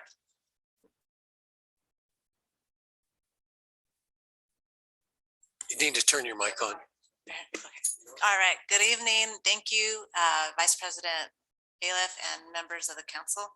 My name is Eva Cosaleon. I am the transportation planner with the NPO under PACOG. And I'm here to talk to you today about e-bikes and e-scooters, define what they are and why it's important that we update our current city code to address these different modes of transportation. So in 2017, the state has revised their law to allow for class 1 and class 2 e-bikes on pedestrian and bicycle paths where bikes are allowed to travel. However, the local jurisdiction is allowed to prohibit the operation of these vehicles. But because of the current popularity of these vehicles, there are many Colorado cities and counties that have amended and revised their codes to allow these e-bikes on multi-use paths. Thank you. So I'd like to define what an e-bike is, an e-scooter, and other mobility devices are first. Just because right now our current codes do not have any definitions of these different mobility devices. So up on your screen, you'll see an example of what an e-bike looks like. And the reason why I bring that up there is because it's very low profile. So the definition that the House bill has is it's a vehicle having 2 to 3 wheels, fully operable, and an electric motor not exceeding 750 watts. They are very low profile vehicles. They're quiet. It's very hard to identify them. So if you're not really paying attention, you won't even know that they're an e-bike. And I've already seen them on the Arkansas River Trail. Next slide, please. So currently, there are 3 classifications of e-bicycles. So an e-bike is electric bicycle. So class 1, it's a bicycle with a motor that is provides assistance only when the rider starts pedaling, and the motor will cease to operate at a 20-mile-an-hour limit. Class 2 is a little bit different. So it also has a motor, but it provides assistance only regardless of the rider's pedaling or not. It actually has a throttle. The class 3 is similar to a class 1. It has a motor. The only difference is that actually you can go up to 28 miles per hour.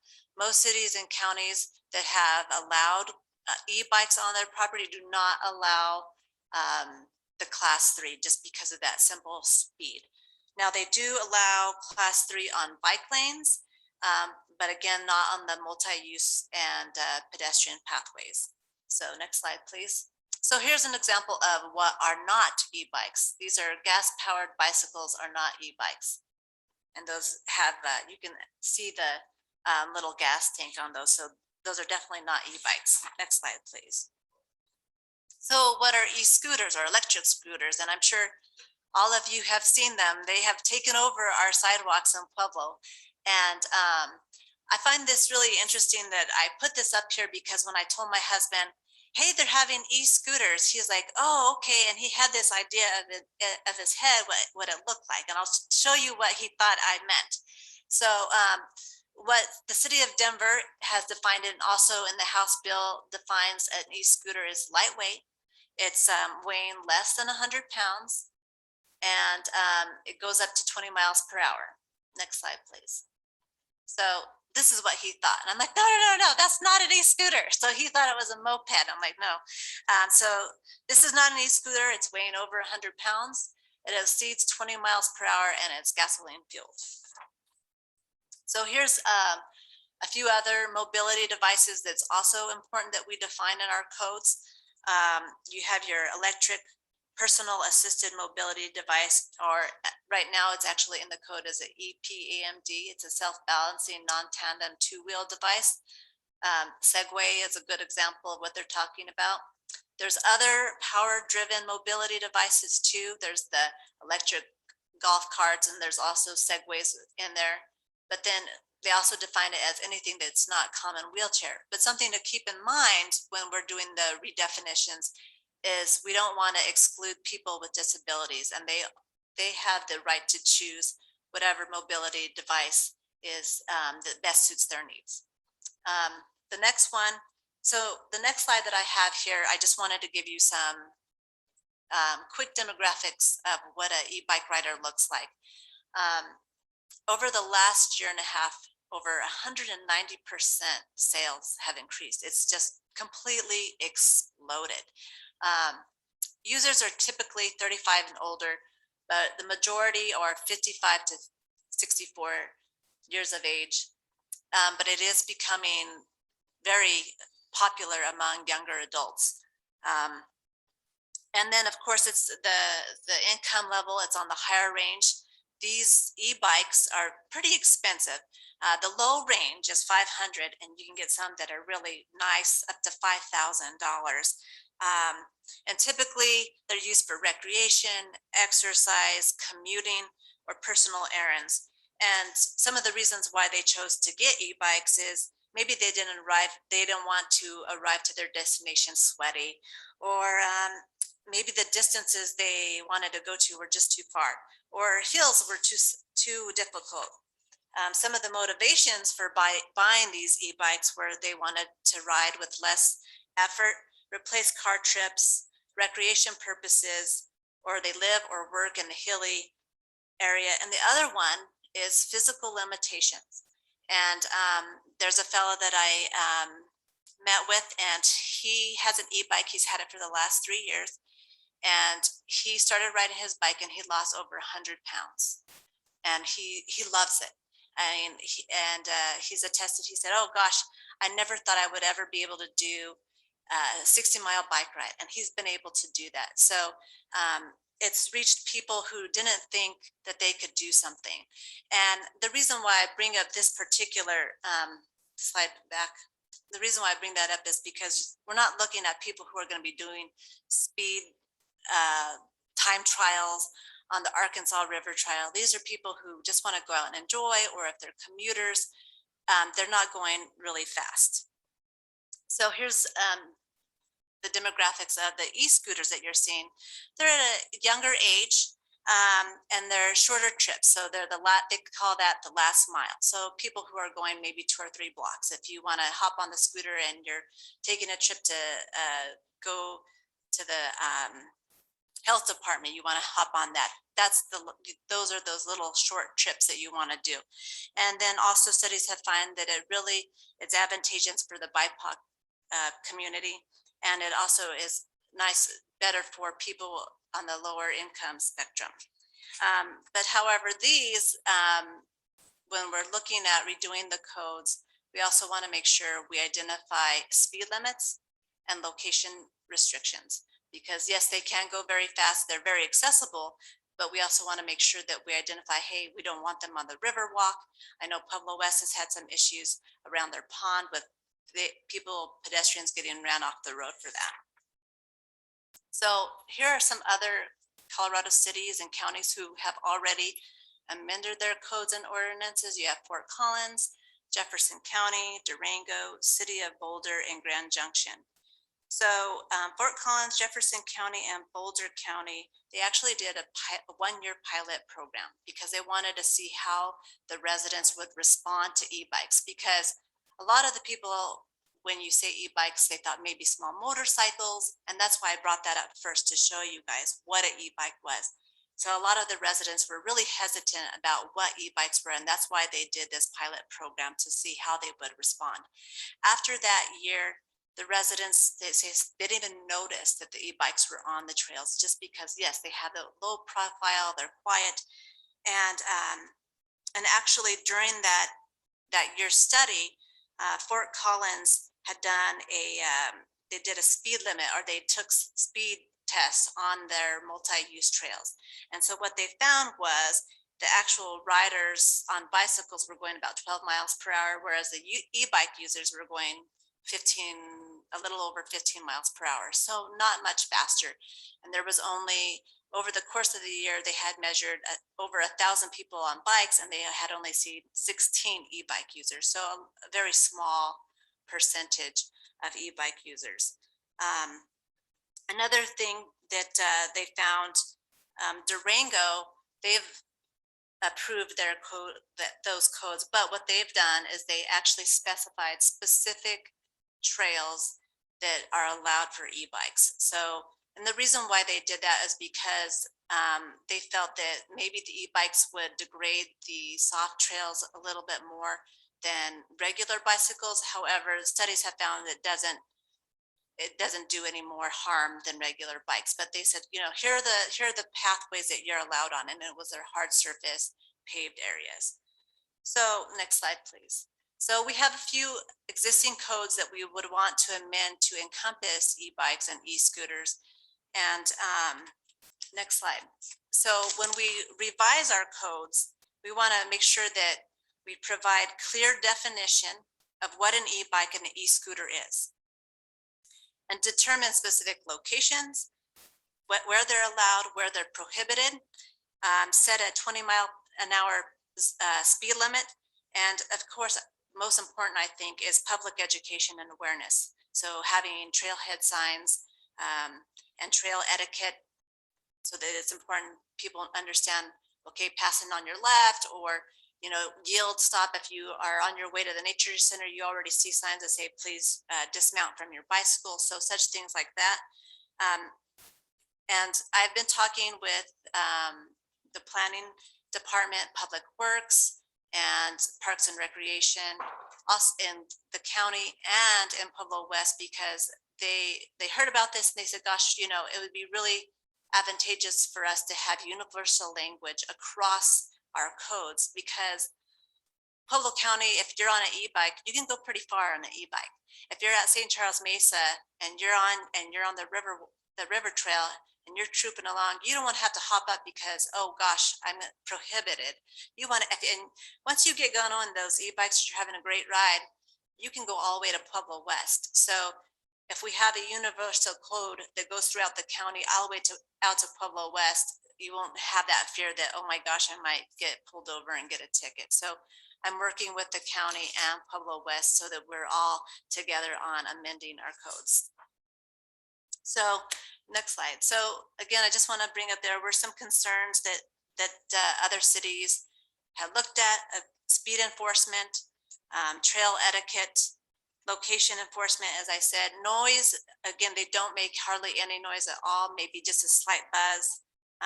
Of course, traffic law, they would abide by the same traffic law that bicycles abide by.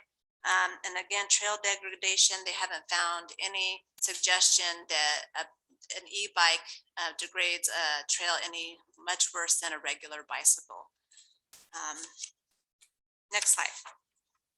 So just some key benefits to keep in mind is it aids people with physical limitations, more trip flexibility than riding transit. You can still ride transit, but say if instead of having to walk 3 or 4 blocks, you can hop on your bike and you can go a little bit further. So it provides that. You can travel frequently and longer. You reduce road congestion, reduce your community greenhouse gases, and of course, a healthier lifestyle. So what we're looking at for you guys is just the support for these changes as we look at amending these codes, and that's why I'm presenting this to you today. So thank you. Thank you. That was very informative. Any questions or comments? Councilor Brown? Well, on these scooters that are around town, there's no helmets with them. So have there been any increased injuries with that? I don't know, actually. Do you know, Scott, there's been any injuries? We have not heard reports of any significant injuries, but it does kind of go against the safety, what's recommended for safety requirements for riding those kind of vehicles. Anybody else? Thank you very Oh, I much. was going to say something. Well, you said, There's a video on our website with the mayor on one of the scooters, and he definitely has a helmet on.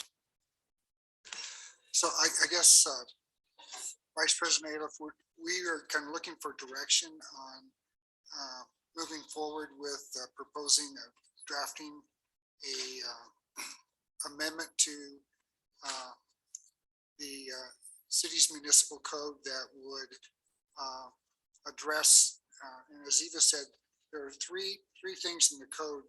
Currently, we have no definition for an electric bicycle in our code. And so we would want to have that incorporated within the code.